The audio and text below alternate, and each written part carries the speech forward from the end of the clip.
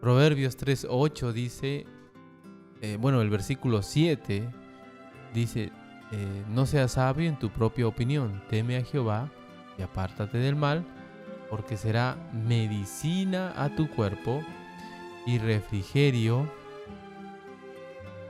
a tus huesos, ¿no? Refrigerio a tus huesos.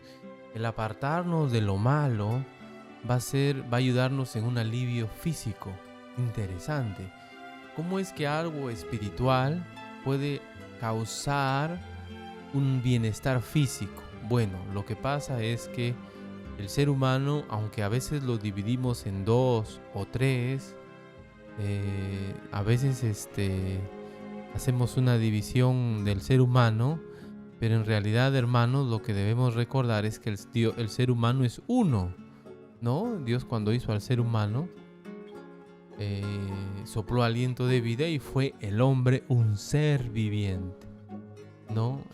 Temporalmente, en la muerte se separa la parte material de la inmaterial del hombre, pero en la resurrección, para vida eterna o para condenación eterna, cuerpo y alma vamos a estar con Cristo o vamos a ir a la condenación, al fuego eterno. Bueno, van a ir, porque yo soy salvo, gracias a Dios. Gracias a Dios. ¿Cómo es posible? Y estamos mirando el miércoles, ¿cómo es posible que algo espiritual afecte a nuestra vida física? Bueno, como dije, somos uno. Y en la Biblia se ve, por ejemplo, en casos pecaminosos, también en casos buenos, cómo es que lo interno afecta a lo físico. ¿Se acuerdan de Amón, este hijo de David que se enamoró de Tamar?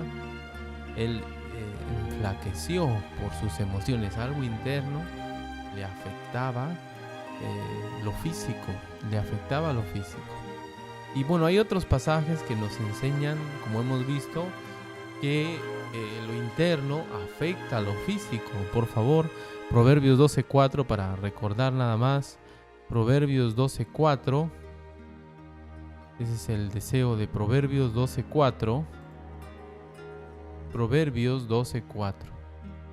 Miren lo que dice, por favor. La mujer virtuosa es corona de su marido, mas la mala como carcome en sus huesos. Y ya habíamos dicho que la forma como una esposa se comporta en cuanto a su esposo puede hacer que él se vea como rey, o sea, se fortalezca, o también puede hacer debilitarle como es la carcoma a los huesos. Entonces, mire cómo afecta la relación con la esposa o el trato que la esposa da al varón. ¿Cómo afecta? Bueno, la Biblia dice que afecta físicamente, lo debilita. Habíamos visto también el corazón apacible es vida de la carne, mas la envidia es carcoma de los huesos. Note, un corazón tranquilo, un corazón calmado, vida del cuerpo, ¿no? El cuerpo disfruta, el cuerpo tiene bienestar, pero la envidia es carcoma de los huesos. Nuevamente, el tener envidia le afecta a uno, nos debilita, nos hace mal físicamente. Mire otro pasaje. Panal de miel, Proverbios 16:24, son los dichos suaves y suavidad al alma y medicina para los huesos. Oye, como que los huesos son los que más sufren cuando estamos emocionalmente, espiritualmente bien o mal, ¿no?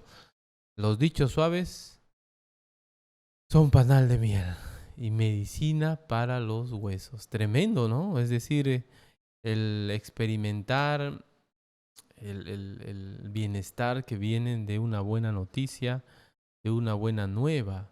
Noten eso. Miren ahora aquí al salmista diciendo esto. Ten misericordia de mí, oh Jehová, porque estoy enfermo. Sáname, oh Jehová, porque mis huesos se estremecen. ¿Noten? Entonces, la aflicción física, producto de un asunto espiritual. Proverbios, Salmos 31:10, miren lo que dice. Mi vida se va gastando de dolor y mis años de suspirar. Se agotan mis fuerzas a causa de ¿qué? De mi iniquidad y mis huesos se han consumido. ¿Qué es lo que está debilitando a este hombre o a este salmista? Sus pecados. ¿Qué tal, no? ¿Qué tal? Entonces debemos considerar, queridos hermanos, nuestra situación física, que en mucho tiene que ver con nuestra situación espiritual. ¿Cuán importante es eso? ¿Cuán importante es darnos cuenta? ¿Cuán importante es reflexionar que nuestra vida física está estrechamente ligada a nuestra vida espiritual? El Salmo 32:3. Miren lo que dice Salmo 32:3. Mientras callé, se envejecieron mis huesos en mi gemir todo el día. Y el Salmo 38:3 dice, nada hay sano en mi carne a causa de tu ira, ni hay paz en mis huesos a causa de mi pecado. ¿Se da cuenta? ¿No? Qué tremendo que es esto, queridos hermanos, porque lo que está diciendo es que mientras el salmista no confesaba su pecado, mientras el salmista no hablaba con Dios, se iba debilitando físicamente. Y el otro pasaje nos recuerda que el salmista está sufriendo las consecuencias, el castigo de Dios físicamente por causa de su pecado. Nada hay sano en mi carne, dice, a causa de tu ira, ni hay paz en mis huesos a causa de tu pecado. Qué tremendo, ¿verdad? Debemos considerar nuestra condición física también como afectado por la vida espiritual. El COVID no es que es por lo espiritual, no estoy refiriéndome a eso. No es que todos los enfermos están así porque espiritualmente andan por aquí y por allá. No necesariamente. Lo que estamos diciendo aquí no es que todas las enfermedades son producto de que estás mal con Dios o que etcétera, ¿no?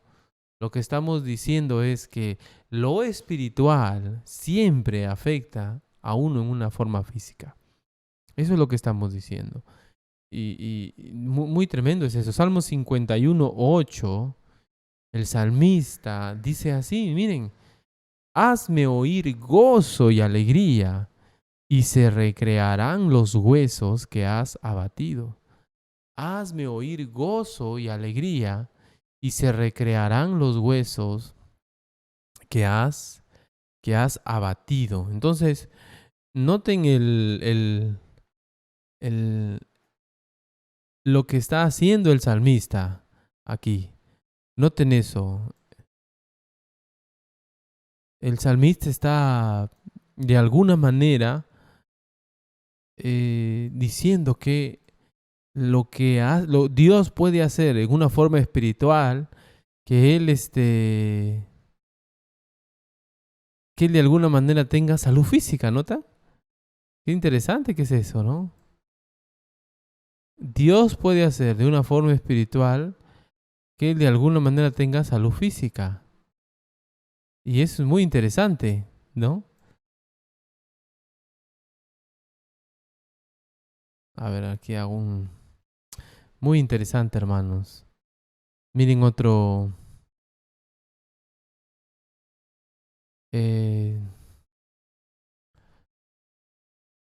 lo físico siempre se verá afectado por lo espiritual. Es decir, si nosotros tenemos un problema con Dios, si nosotros tenemos una dificultad con otra persona, si nosotros vivimos afectados por las tensiones, los problemas y no reflexionamos en nuestra vida, en verdad que estaremos experimentando siempre un quebranto físico, porque lo espiritual afecta nuestra vida física. Y el salmista dice que en particular la vida pecaminosa o la vida santa. No seas sabio en tu propia opinión. Teme a Jehová y apártate del mal, porque será medicina a tu cuerpo y refrigerio para tus huesos. el estar bien con Dios nos hace bien físicamente. El vivir en pecado nos va a afectar físicamente también. No solo por las consecuencias del pecado, sino, como dice aquí, el no temer a Dios nos afecta físicamente. Entonces, no estoy diciendo que nos pongamos a indagar, bueno, yo estoy enfermo por esto, por esto, por esto. No, lo que estoy diciendo es que debo buscar estar bien con Dios, porque eso va a dar bienestar a mi vida espiritual, pero también a mi vida física. No me va a librar de enfermedades. Pablo experimentó quebranto, el mismo Señor Jesucristo experimentó la muerte. Eso ya depende de la voluntad de Dios, pero en nuestro corazón, en nuestro sentir, debemos vivir una vida piadosa. La pregunta es, ¿estamos esforzándonos por vivir una vida piadosa? Emocionalmente hablando, bueno, humanamente hablando, les voy a dar una lista de enfermedades que afectan a lo físico. Para que ustedes noten, de una lista de situaciones que afectan nuestro cuerpo, tiene su distancia con lo que dice aquí, pero hay algunas cosas que son muy cercanas, que tienen que ver con pecados que afectan nuestra vida física. Por ejemplo, el infarto, según un estudio, puede ser causado por la ira, las personas iracundas, las personas hostiles, y eso es un pecado, ¿verdad? Es decir, no controlar tu ira. El dolor de cabeza puede ser causado por la ansiedad, por la excesiva preocupación. El dolor de barriga, no, por el hambre no, puede ser causado la excesiva preocupación. El dolor de espalda, ¿no? También podría ser causado por, acá yo tengo algún miedo, ¿no? Diferentes problemas que hay aquí, ¿no? Por ejemplo, el colon irritable, dice que es una enfermedad de los que son perfeccionistas. Interesante, ¿no? La sudoración excesiva, el mal olor es el miedo a los demás. El acné puede ser provocado por el estrés. Y diferentes males que afectan nuestra vida, pero muchos de ellos son producto de nuestra vida espiritual, de cómo estamos con Dios. Así que debemos reflexionar también. Teme a Jehová y apártate del mal, porque será medicina a tu cuerpo y refrigerio para tus huesos. El salmista el proverbista está dándole consejos a su hijo y le está diciendo, cuidado, vive santamente, vive piadosamente, y eso va a ser bien para ti. Eso va a ser bien para ti. Pero el Proverbios no queda ahí. Proverbios capítulo 3, versículos 9 y 10. Proverbios capítulo 3, versículos 9 y 10. Miren por favor lo que dice Proverbios 3, 9 y 10. Honra a Jehová con tus bienes y con las primicias de todos tus frutos. Versículo 10. Y serán llenos tus graneros con abundancia y tus lagares rebosarán de mosto. Vamos a leerlo otra vez para que se nos quede. Honra a Jehová con tus bienes y con las primicias de todos tus frutos, y serán llenos tus graneros con abundancia, y tus lagares rebosarán de mosto. Muy bien, hermanos, lo que debemos notar es en este consejo, bueno, tenemos que desmenuzarlo para poder sacar un provecho apropiado, ¿no? Porque podemos equivocarnos. Por ejemplo, el padre le dice a su hijo, honra a Jehová con tus bienes y las primicias de tus frutos, y serán llenos tus graneros con abundancia, y tus lagares rebosarán de mosto. Pregunta, ¿no está bien el consejo que le está dando el proverbista a su hijo? Porque parece que lo inclina a dale a Jehová para que tengas más. Parece que él no está pensando en... Estoy tratando de razonar un poquito en este estudio, ¿ya? No es lo que creo yo personalmente. sino les estoy planteando lo que podría pensarse, ¿no? Parece que el proverbista, el padre le está diciendo a tu hijo, ¿quieres tener más? Dale a Dios. Como que la motivación es tener más. Y el medio para tener más es darle a Dios. Uno podría entenderlo así, ¿no? Uno podría entenderlo así. También note lo que dice, honra a Jehová con tus bienes y con las primicias de todos tus frutos. Debemos entender que este mandato proviene de un contexto judío, ¿ya? Y vamos a tratar de analizar este mandato o este consejo de este padre, porque hay sabiduría en este consejo. Es inspirado, está allí, pero hay varias cuestiones que debemos evaluar, discernir, para ver cómo es esto en realidad para nosotros. Miren, traer las primicias. Bueno, el texto dice, honra a Jehová con tus bienes. Lo que podemos decir es que de alguna manera, siendo justos con el pasaje, el padre que está dando este consejo a su hijo sabe que hay una relación, por lo menos para él, en que si yo uso mis bienes para honrar a Dios, hay bendición. Si yo uso mis bienes para honrar a Dios, para exaltar el nombre de Dios, hay bendición. Y digo honrar porque noten, honra a Jehová con tus bienes y con las primicias de todos tus frutos. Dios no necesita nuestros bienes, o Dios no necesita los bienes de ese jovencito que estaba hablando su papá ahí, ¿no? Pero es una manera de honrarle, ¿no? Es lo que el papá entiende. Las cosas que Dios le ha dado, dar una ofrenda a Dios, de alguna manera es honrarle, reconocerle, ¿no? Ese uso de honra, de utilizar un tema monetario para reconocer a alguien, se usa en el Nuevo Testamento, ¿no? Honra a las viudas que en verdad lo son, los ancianos sean tenidos por digno de doble honor. Se usa ese concepto, pero aquí se lo está aplicando a Dios. Dios no necesita el dinero de nadie. Él es dueño del cielo y de la tierra, del oro y de la plata. Todo lo que hay enterrado por ahí en algún cerro es de Él, ¿no? La riqueza de la tierra, todo, aún nuestras propias capacidades.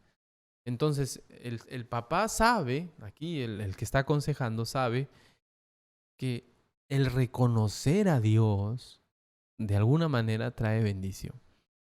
Ahora, el papá no está pensando por su cuenta, ¿no? Acaba de decir, no seas sabio en tu propia opinión. Es decir, yo creo que el papá tiene varios conceptos bíblicos en su mente, por lo menos para ese tiempo.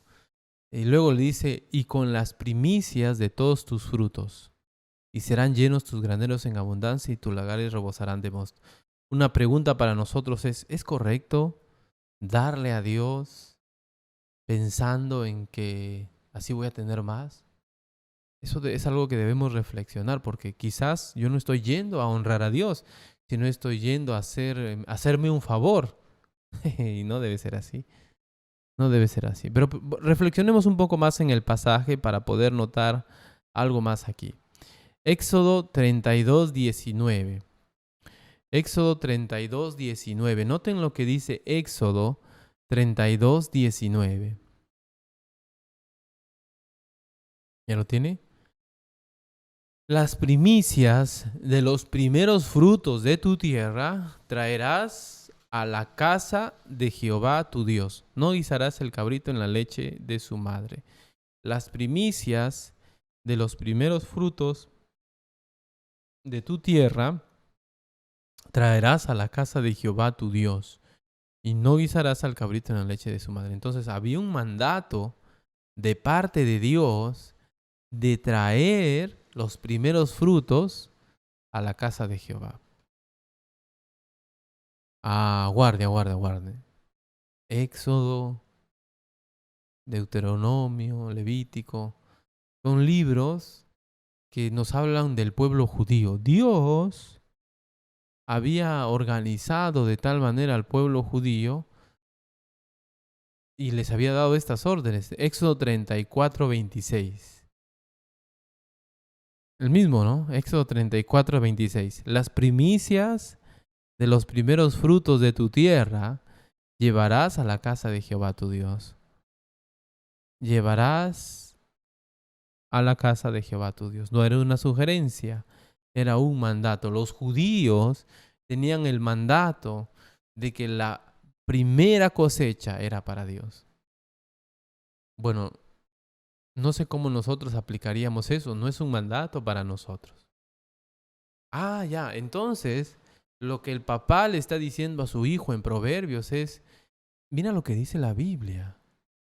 Para ellos, en ese momento había ese mandato. Obedece este mandato que Dios te está dando, le está diciendo el papá a su hijo, y vas a tener bendición. Probablemente una bendición provista en la Biblia también. Es decir, seguramente vamos a encontrar pasajes, yo ya los encontré, de aquí les voy a enseñar, donde los judíos tenían esa promesa de que si ellos le daban a Dios, Dios les iba a bendecir. Bueno, sigamos leyendo el tema de las primicias. Éxodo 34:22. Éxodo 34:22. Los judíos tenían el mandato de llevar las primicias a Dios. Y versículo 22 dice del capítulo 34, también celebrarás la fiesta de las semanas, la de las primicias de la siega del trigo y la fiesta de la cosecha a la salida del año. Las primicias también era una fiesta. La fiesta de las primicias era una celebración que los israelitas tenían que festejar. Entonces noten que es algo eminentemente judío. Eminentemente judío. Noten, ¿no? Y era algo que ellos debían obedecer sí o sí. Si nosotros viviéramos bajo estos mandatos, entonces nosotros tendríamos que dar siempre la primera cosecha, los primeros frutos, lo primero de algo. Por ejemplo, nuestro primogénito también tendría que ser de Dios. Miren, por favor, Números 28:10. Números 28:26, perdón. Números 28:26. Números 28:26. Además, el día de las primicias, cuando presentéis ofrenda nueva a Jehová, en vuestras semanas tendréis santa convocación. Ninguna obra de siervos haréis. ¿Qué es lo que está diciendo? Que era una celebración, una fiesta.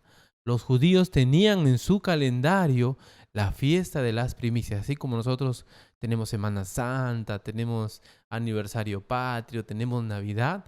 Ellos tenían programado la fiesta de las primicias. Probablemente debe haber sido en tiempos de cosecha, ¿no? Para que ellos puedan en esa fecha dar a Dios lo más importante, lo primero que daba la tierra.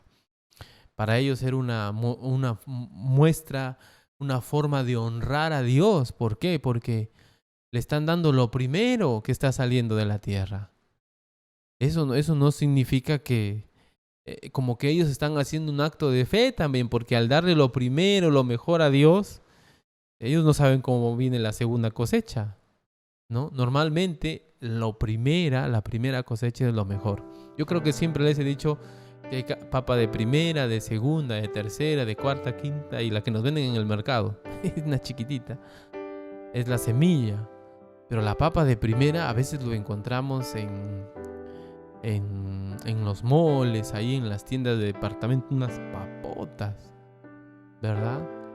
Porque son lo mejor. Siempre las primeras cosechas es lo mejor. Lo que Dios le está diciendo a los israelitas es, en un acto de fe, dame lo primero, dame lo mejor y yo te voy a bendecir. No, todavía no hemos visto eso, ¿verdad? Dame lo primero, dame lo mejor. Y debes hacer una fiesta, nada de tristeza. No, Señor, te llevas lo mejor que me has dado. No te he dado. Lo mejor es para que tú me honres. Qué interesante. Dios les está dando un principio, ¿verdad? Lo mejor siempre es para Dios. Lo mejor siempre es para Dios. No podemos darle a Dios cualquier cosa, lo último. Y eso podemos aprender bien nosotros. Nosotros no podemos dar lo que nos sobra a Dios, porque entonces no le daríamos nada. Siempre debemos procurar darle a Dios lo mejor. Pero vamos dándole forma a lo que le está dando, el consejo que le está dando este padre a su hijo.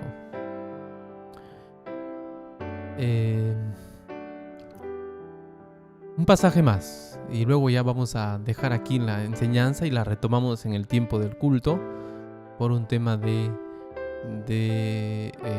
tiempo. Ya nos está ganando el tiempo. Levítico capítulo 2, versos 24, versos 14 al 16. Lo que estamos viendo es que había un mandato a los israelitas de darle a Dios las primicias, lo primero, honrarle a Dios con lo mejor que salía de la tierra. Y eso implica no solamente ir y darle, sino había que hacer una celebración. La gente debía estar contenta, alegre de darle a Dios lo mejor, no triste. No, mire por favor Levítico 2, 14 al 16. Si ofreciereis a Jehová ofrenda de primicias, note, tostarás al fuego las espigas verdes y el grano desmenuzado ofrecerás como ofrenda de primicias. Y pondrás sobre ella aceite y pondrás sobre ella incienso y ofrenda. Y versículo 16 dice: y el sacerdote hará arder el memorial de él, parte del grano desmenuzado y del aceite, con todo el incienso. Es ofrenda encendida a Jehová. ¿Qué estamos diciendo? Que no era algo dejado al azar, y eso es algo que debemos aprender. Dios, cuando nos pide hacer algo para Él, siempre es lo más estricto posible en cuanto a normas. Él siempre nos da planteamientos, instrucciones, y a los israelitas también. Debes darme lo primero, lo mejor que salga es para mí. Eso me honra. Si me das lo último, me deshonra. Eso es obvio. Debes hacer una celebración. Creo que había una fecha y todo ello.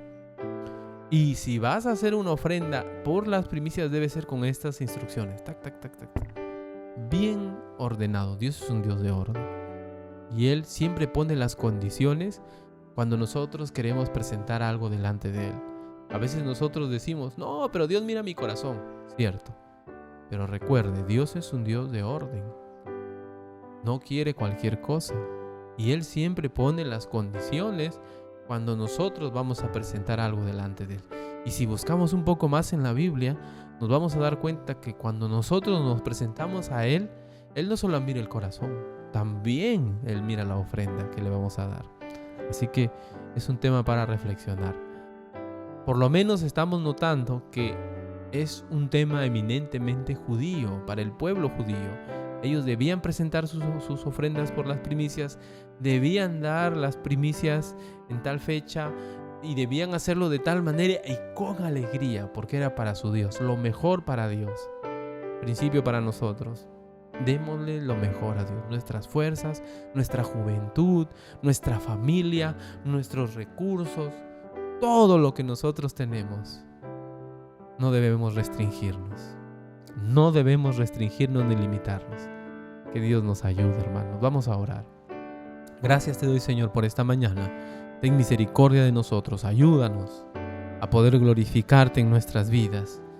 Que podamos siempre tener esa ambición de darte lo mejor. Nosotros, nuestro esfuerzo, nuestro trabajo, lo mejor que somos, lo mejor que hacemos con nuestros hijos, con nuestra familia.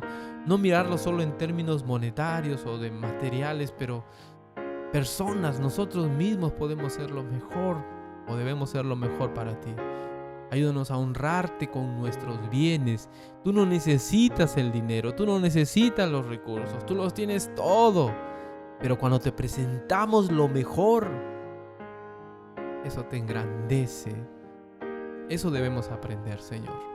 Cuida nuestro corazón, Padre, porque podemos estar pensando en nosotros mismos cuando te buscamos. Para que tú nos bendigas, podemos decir. Pero no es ese el enfoque es exaltar tu nombre. Ayúdanos, Señor, a entender tu palabra. En el nombre de Jesús, nuestro Salvador. Amén.